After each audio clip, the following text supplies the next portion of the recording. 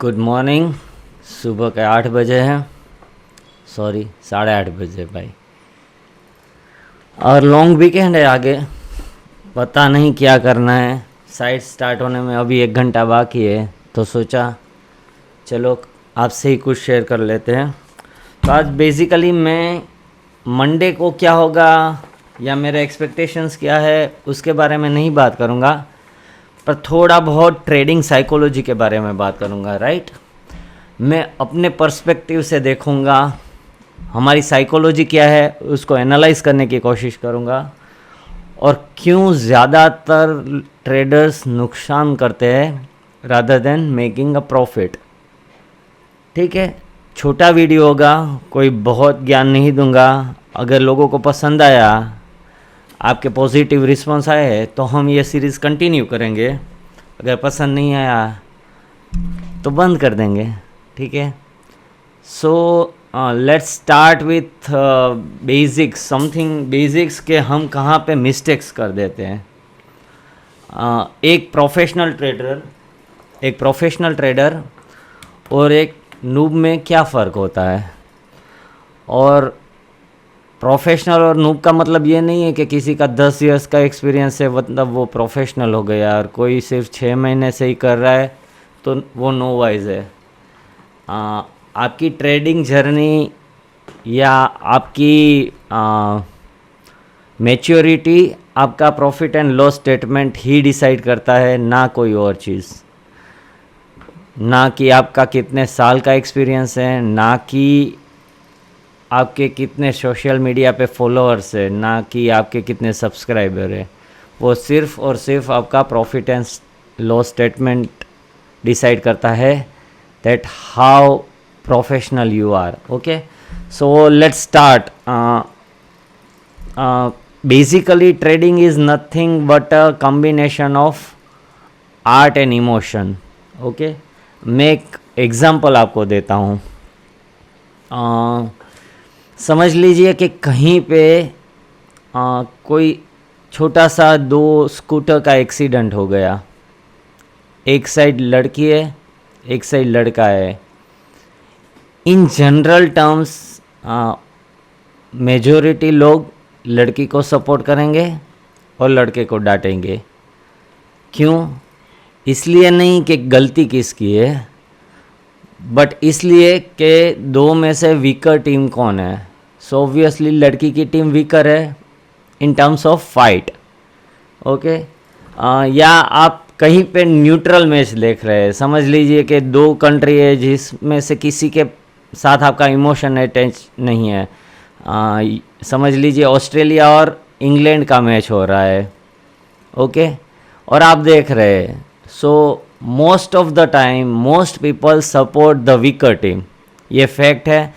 आप always weaker team को cheer करने की कोशिश करोगे, राइट, और आप चाहोगे कि वीकर टीम अपना पॉइंट प्रूव करे और ये मैच जीत ले जब वो न्यूट्रल है। तो समझ लीजिए इंडिया का मतलब हमारी टीम का किसी भी टीम के साथ मैच है, in that case we always support our team irrespective of knowing के सामने वाली टीम बहुत स्ट्रॉन्ग कंडीशन में या मैच का result almost in their hand है, फिर भी we will support till last ball. अब ये 2 एग्जांपल का ट्रेडिंग से क्या रिलेशन है, चलो तो मैं थोड़े बहुत सेंटेंसेस में उसको एक्सप्लेन करने की कोशिश करूँगा। हमारा नेचर ये है, ह्यूमन नेचर, वो सबका होता है, दुनिया के किसी भी कोने में पैदा होता हो, उसका ह्यूमन नेचर यही है कि वो we always try to support the weaker team जब हम न्यूट्रल हो। ट्रेडिंग में क्या होता है कि ट्रेडिंग में आप देख रहे हो कि कोई शेयर समझ लीजिए ऊपर चले जा रहा है, मतलब आज 5%, कल 3%, फिर 6%, फिर 2%, 4 दिन 3 दिन कंटिन्यूस ऊपर गया। In that case strong team कौन हुए? बुल्स हुए, और वीकर टीम बियर्स हुए। So instead of going with bulls के चलो भले ही पिछले 5 दिन में 15-20% स्टॉक बढ़ा हो, हम ट्राई करेंगे to get a bearish trade in that, मतलब हम वीकर टीम के साथ जाने की ट्राई करते हैं, राइट। या कोई शेयर है जो आज 5% गिरा, फिर 10% गिरा, फिर 6% गिरा, तो हम वहाँ पे जो वीकर टीम बुल्स की है उनको सपोर्ट करने के लिए we will try to get bottom in that particular stock, और हम वहाँ पे रीज़न ढूंढेंगे कि यहाँ से कैसे अप जाएगा, कौन से लेवल से अप जाएगा, और वहाँ पे हम खरीदी करते हैं। अब इसी चीज़ को आप अपने प्रोफेशनल जोन में ले जाकर देखिए। मतलब अगर आप इंजीनियर है या फिर एमबीए हुए, डॉक्टर है, वकील है, और आप जॉब कर रहे हैं, समझ लीजिए आप इंजीनियर हैं, आपको एक ही दिन में आपने इंटरव्यू दिया, फॉर एग्जांपल आप केमिकल इंजीनियर हैं, मैं जामनगर से हूँ तो यहाँ की बात करूँगा। आपने एक ही दिन पे इंटरव्यू दिया, एक रिलायंस में दिया और दूसरा यहाँ की लोकल डिसेंट साइज कंपनी में दिया, with a turnover of 100 crore per annum, okay, which is lesser than per day profit of Reliance industries, okay. दोनों आपको सेम पैकेज दे रहे हैं 12 लाख रुपए का, दोनों में आपका सिलेक्शन हो गया। In that case what you will do, you will always go with a bigger company. Why? Because you know that your growth is there. मतलब 12 से आपका 24 लाख होगा, 24 से 36 लाख होगा, वहाँ से 40 लाख, फिर 50 lakh, over a period of time आपको वहाँ ग्रोथ दिखेगा, right. Not the case with smaller company, क्योंकि उसकी एक लिमिटेशंस होती है, आपको भी पता है कि वहाँ पे आप उस स्पीड से ग्रो नहीं कर पाओगे। तो जब प्रोफेशनल एरिया में हम सोचते हैं तब हम दिमाग से सोचते हैं, और जब day to day life events होती है वहाँ पे हम दिल से सोचते हैं। प्रॉब्लम ये हो जाती है कि most of the traders in stock market thinks from their heart, मतलब उसको अटैचमेंट हो जाता है अपने इन्वेस्टेड स्टॉक्स में या अपनी ली गई ट्रेडिंग पोजीशन में,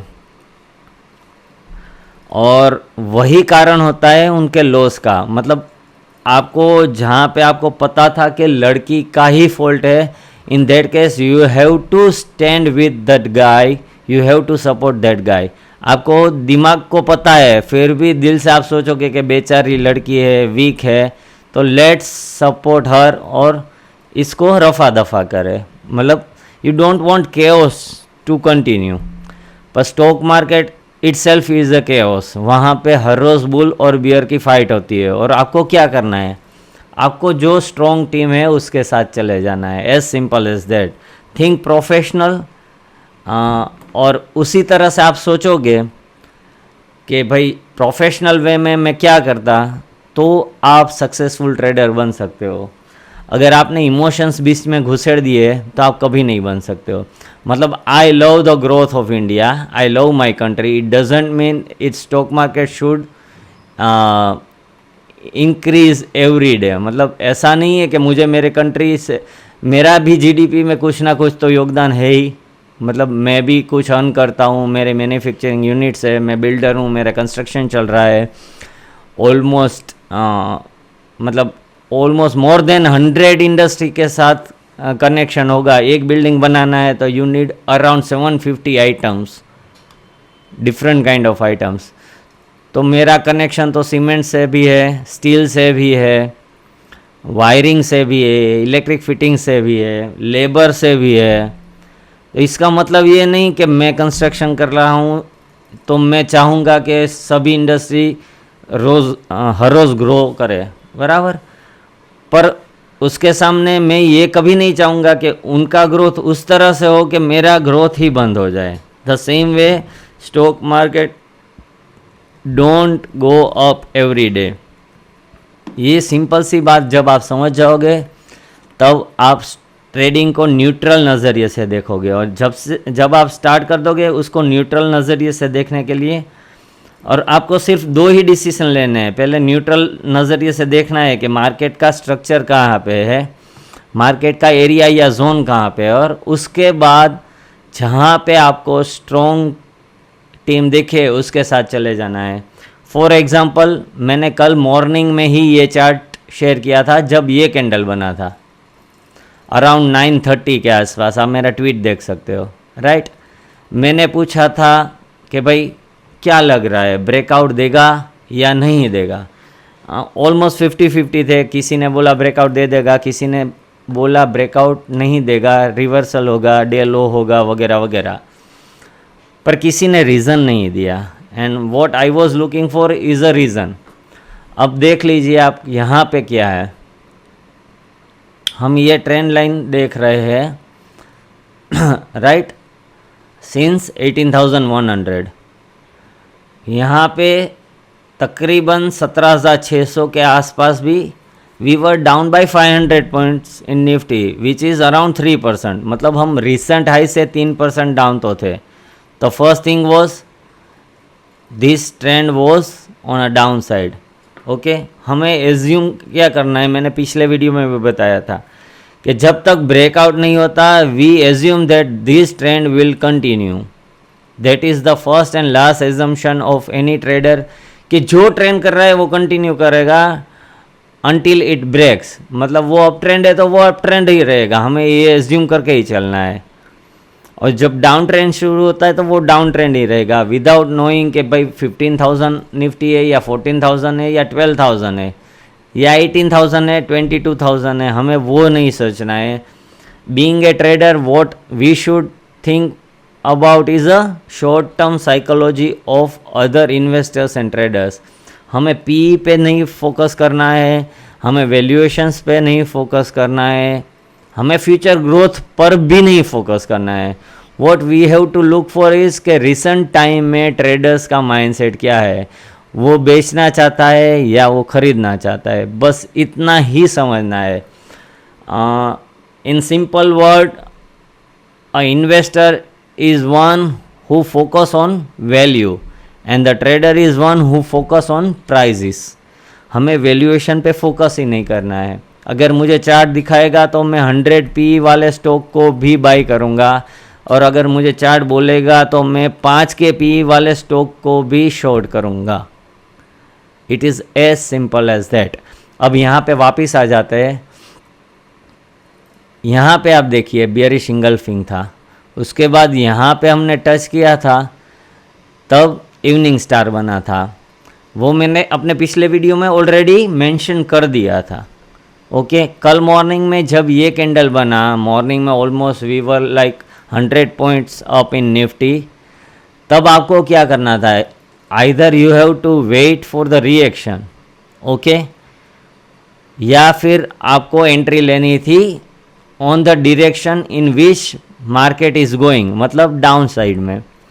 अब यहाँ पे क्या था, यहाँ पे मेरी एक टैक्स सिस्टम है, ओके, तो ट्रेंड क्या था, ट्रेंड था डाउन, एरिया क्या था, एरिया था सप्लाई जोन। यहाँ पे हमने सप्लाई मतलब यहाँ पे ब्रेकआउट दिया था, मतलब this was a supply zone, this was a sideways to supply zone.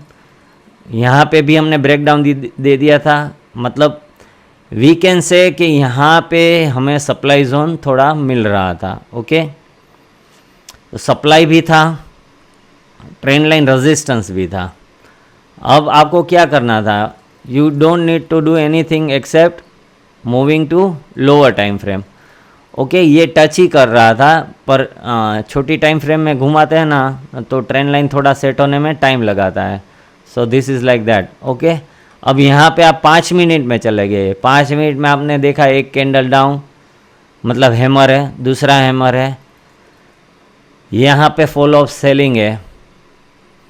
अगर आप वाइज डिसीजन लेते तो भी आपको 17,630 20-30 पे शॉर्टिंग की बहुत अच्छी अपॉर्चुनिटी मिल जाती with the stop loss of day high, मतलब आप 20, 25, 30 पॉइंट के स्टॉप लॉस से X return 2x return, 3x return कुछ भी पा सकते थे।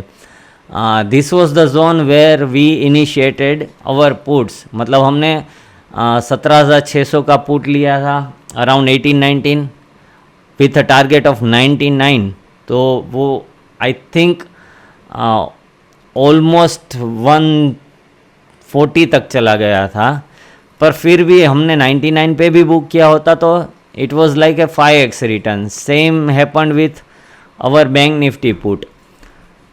तो आपको ये समझना होगा कि आपको सिर्फ और सिर्फ कैंडल्स देखना है, ना कि दूसरे बड़े हैंडल्स विथ 50,000 फॉलोअर्स क्या ट्वीट कर रहे हैं।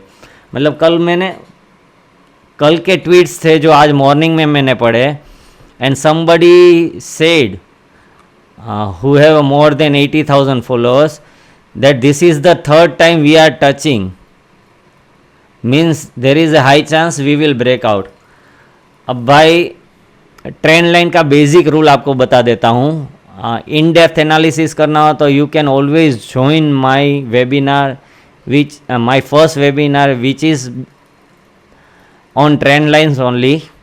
और उसका बेस ही यही है कि ट्रेंड लाइन को सही तरीके से कैसे इंटरप्रेट करना है। यहाँ पे मैं एक आपको एग्जांपल देता हूँ। उस बंदे ने बोला that this is the third time we are touching, मतलब फर्स्ट टाइम यहाँ टच किया, सेकंड टाइम यहाँ टच किया और थर्ड टाइम यहाँ पे टच किया। Okay, let me mark it out here, तो आपको थोड़ा समझ आ जाएगा। मतलब उस बंदे के हिसाब से this is the first time we touch, यहाँ पे सेकंड टाइम था और ये थर्ड टाइम था। आप में से बहुत लोग उसे फॉलो कर रहे हैं तो मैं नाम नहीं लूँगा। तो थर्ड टाइम के बाद वो it won't take a time, कुछ तो ऐसा सेंटेंस लिखा था, to break out, something like that, I don't remember exact word. अब मुझे आप बताओ कि कोई ट्रेंड यहाँ पे ऐसे ऐसे जा रहा है, ओके तो ये फर्स्ट पॉइंट पे आपको पता है कि यहाँ पे ट्रेंड लाइन क्रिएट हो रही है। सेकंड पॉइंट पे पता है, नहीं पता। यहाँ से आप नीचे गए, मतलब यहाँ कहीं पे पहुँचे, उसके बाद आप डिसाइड करोगे कि ये दो पॉइंट को कनेक्ट करके मैं एक ट्रेंड लाइन बनाता हूँ, right.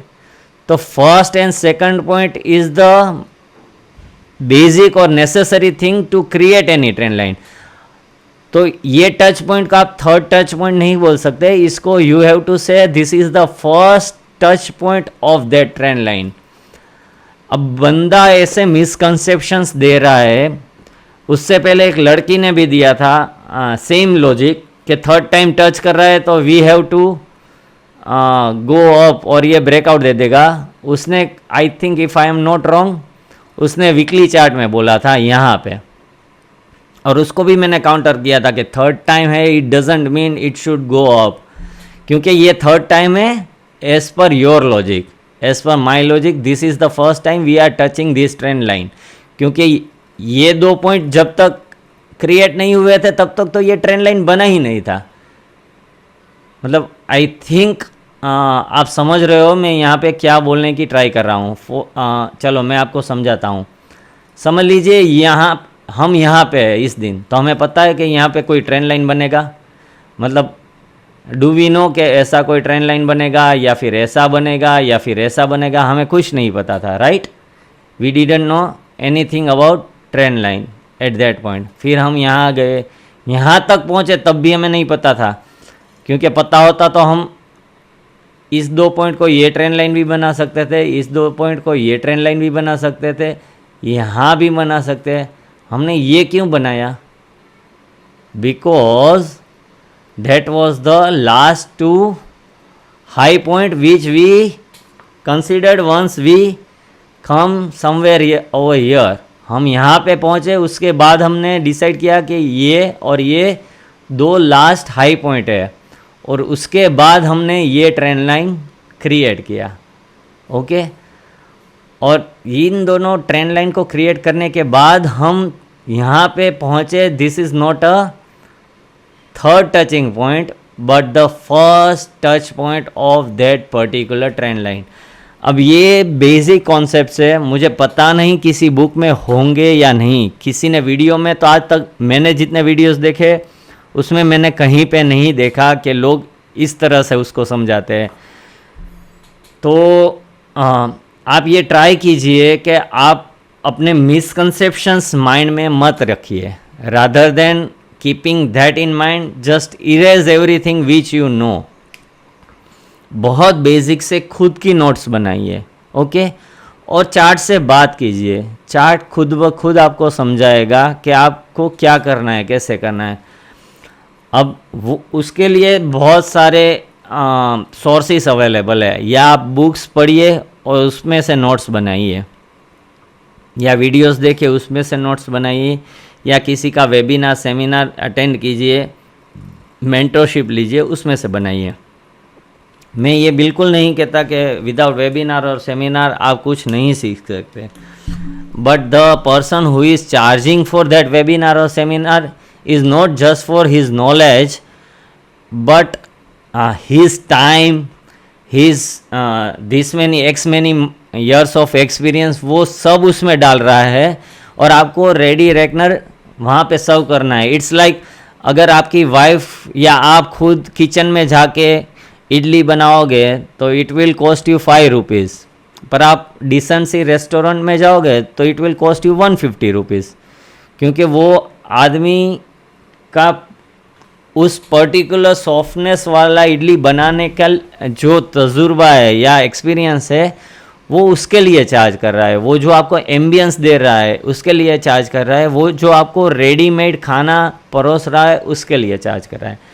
So I would suggest कि या आप मेहनत कीजिए या फिर आप किसी अच्छे मेंटर को जिसके साथ आपकी साइकोलॉजी मैच करे।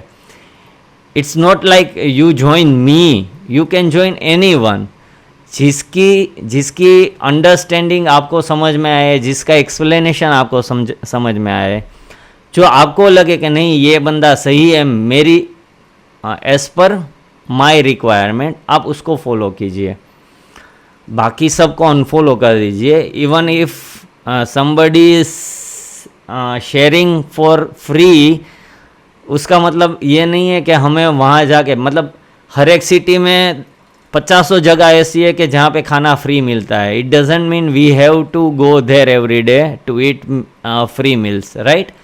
The same logic applies everywhere. मतलब कोई फ्री में दे रहा है, it doesn't mean you have to follow him and you have to follow his trades और हिज रिकमेंडेशन। आप उसको तभी फॉलो कीजिए जब आपकी और उसकी साइकोलॉजी मैच होती हो, जब आपका रिटर्न एक्सपेक्टेशंस और उसके कॉल्स मैच होते हो, right. So this is some brief idea about psychology के कहाँ पे मेजर ट्रेडर्स मिस्टेक कर देते हैं। Instead of going with mass they always go with the weaker team, जो सबसे बड़ी मिस्टेक होती है। आप उसको रेक्टिफाई कर लोगे तो समझ लीजिए आपका 50% काम हो गया। तो try to be on the side of a stronger team and not the weaker one. यहाँ पे आपको कौन स्ट्रोंग दिख रहा है, आप मुझे कमेंट सेक्शन में बता सकते हैं। और अगर जो आपको वीक दिख रहा है वो कहाँ तक ले जा सकता है इस मार्केट को, वैसे मैंने चार्ट में तो ड्रॉ करके रखा हुआ है, फिर भी आप देख लीजिए कि किसको ले जा सकता है। और एक क्वेश्चन है मेरा, एक ये ट्रेंड लाइन है, दूसरी ये ट्रेंड लाइन है और तीसरी ये ट्रेंड लाइन है। एक मिनट, मैं ओके फाइन। एक ये डाउन ट्रेंड लाइन है आपको दिख रही है, ये एक ब्लैक वाली अप ट्रेंड लाइन है, और तीसरी ऑलमोस्ट 80 डिग्रीज पे जा रही एक रेड ट्रेंड लाइन है डाउन साइड में।